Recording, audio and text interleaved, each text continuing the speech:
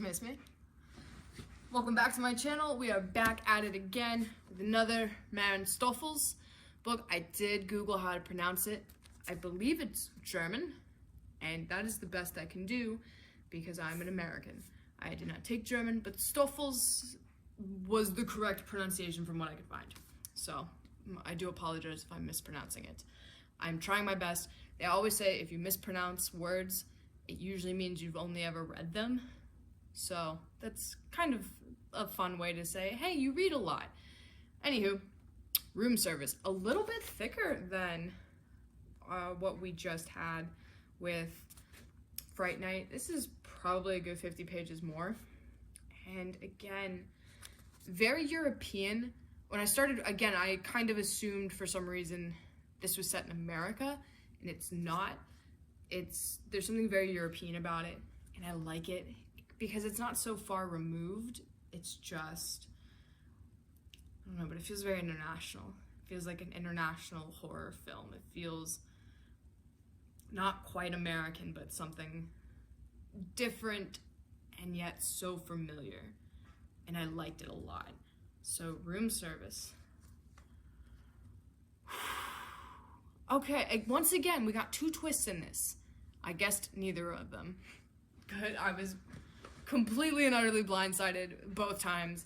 So I'm gonna try to review this as best I can without spoiling it, because good Lord, when you pick this up, because you're gonna want to pick this up, leave it in the comments below, send me a message, let me know if you got even one of them right, because I did not expect, first of all, I didn't expect the first twist, and then the second twist came, and I was like, what?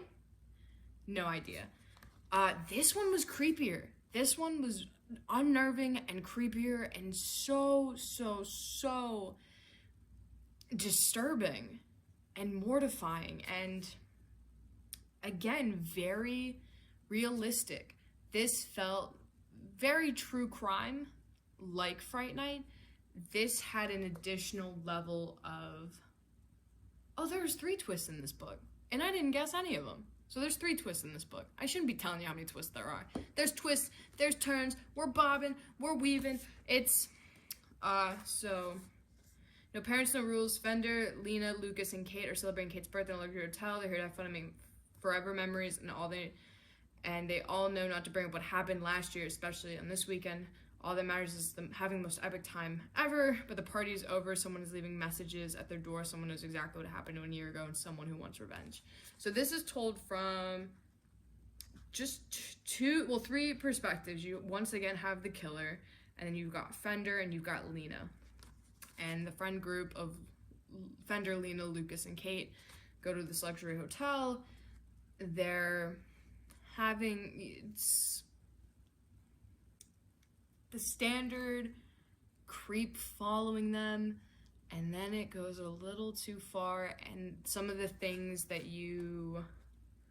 like the killer at one time says, you get the killer's perspective, and he goes, I shouldn't say killer, the bad person, room service is what they call them. So you get room service's perspective, and they go, well, I hope she's thirsty, and in the next scene, somebody gets handed a glass, and you don't really think about it much until the person ends up leaving without drinking it, and then the person the room service gets mad and throws the glass against the wall, and it's like, it's like, oh, okay, and you kind of start piecing things together. Yeah, it has a lot. This has a lot more trauma in it compared to Fright Night. Fright Night had some underlying underlying healing from trauma and traumatic situations. This has a similar sort of story in it, that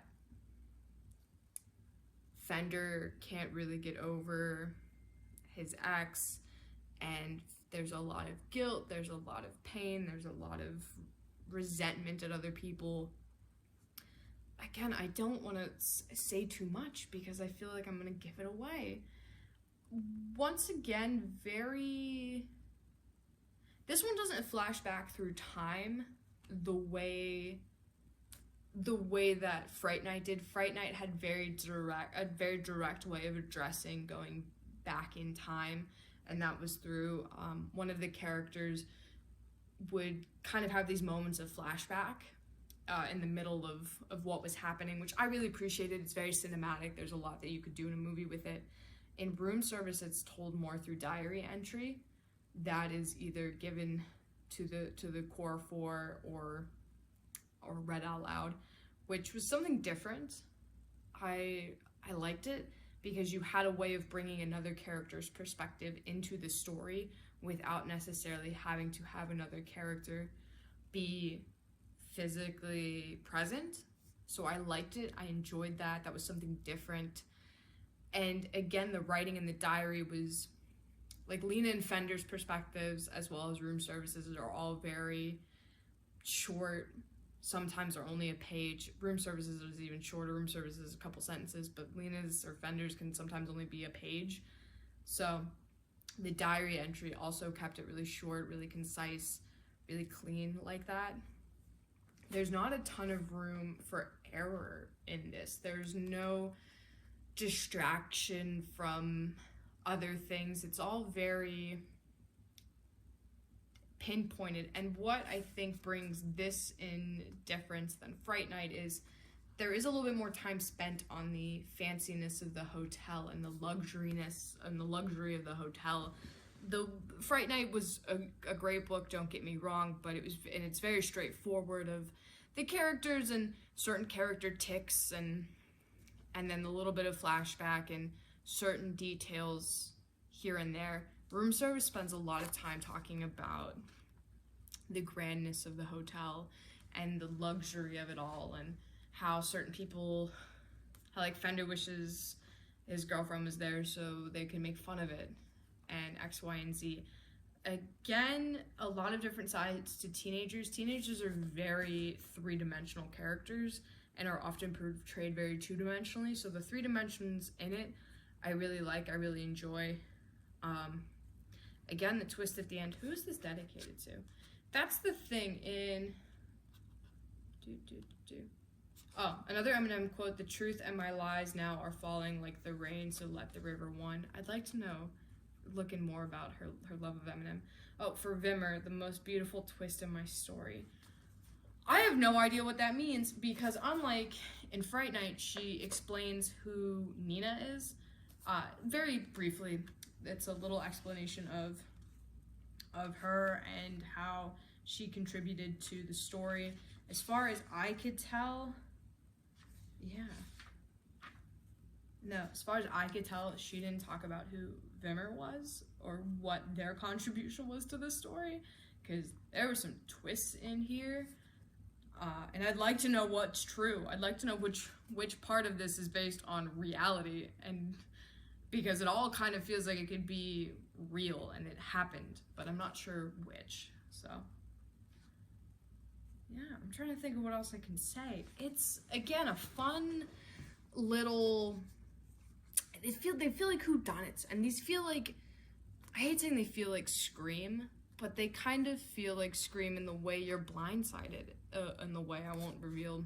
If you haven't seen Scream, go watch it, but you can get blindsided in Scream if you don't know what to be looking for, and if you don't, that's kind of the whole point of Scream.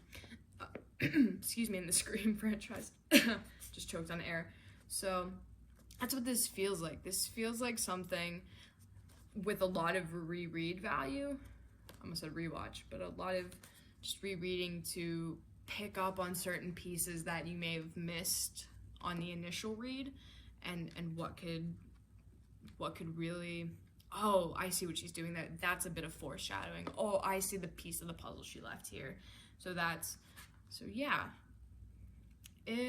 She's fantastic. I can't wait to read Escape Room. I've not read Escape Room yet. This is the bio in the back. Maren Stoffels lives in the Netherlands. She published her first book at age 17. She likes stories that are based on real experiences. Reading her books makes you feel like it could all happen to you, and maybe it will, ... So it's amazing. It does feel like that. This feels true crime. Goosebumps, of course, feels scary as a kid because you believe in all of the supernaturalness of it all. And this feels like one step above Goosebumps. Or even adjacent to Stephen King in the way that, because Stephen King, I'm trying to think of, not Salem's Lot, Gerald's Game, I've never read, but it is a very realistic scenario, I assume. I shouldn't talk about Stephen King. Anywho, but this feels very real. This feels very true crime. This feels a little bit like an urban legend. You know, it could happen to you, except this is so much more grounded in reality. I love that. I'm like now obsessed. I'm obsessed with her. Anything that her name is on, I'm probably gonna pick up now. And yeah, they're fun little horror bits that haven't given me nightmares yet, but it's only been a couple days, so let's see what happens. And again, like I said, this was Fright Night's barely 200 pages. Room Service is maybe 250, so nice, very quick read. You want to know what's happening. You don't want to put it down. I think I read Room Service in a day because I did not want to put it down. I wanted to know the answer, so. Another 10 out of 10 recommendation, Maren Stoffels. I'm so sorry if I'm mispronouncing that right. If I'm mispronouncing that, because you deserve all the respect and credit in the world. This is genius. So go pick this up. Again, it's not spooky season, but a fun little spooky summer beach read by the campfire. If you're going to camp, recommend this. Read it out loud to your campers, depending on their age. Read it out loud to yourself. Who knows? And yeah, let's make these into some movies. This would be a great film. This would be a great short film. So would Fright Night. Ooh, horror anthology? Shudder. Hit me up. Let's work something out. And now that I'm done shooting my shot, again, Room Service, Maren Stoffels. Thank you all for watching, and I will be back at you next week with another book review video. Maybe it'll be horror themed, maybe it'll be a rom-com. Only time will tell. Thank you guys for watching. Make sure to hit that subscribe button and the bell icon so you don't miss more content. Leave a comment if you'd like. If you think I'm doing a good job, if you think I'm doing a mediocre job, if you think I'm doing a bad job, I do take constructive criticism. All right. Thanks, guys. Have a good one. See you in the next video.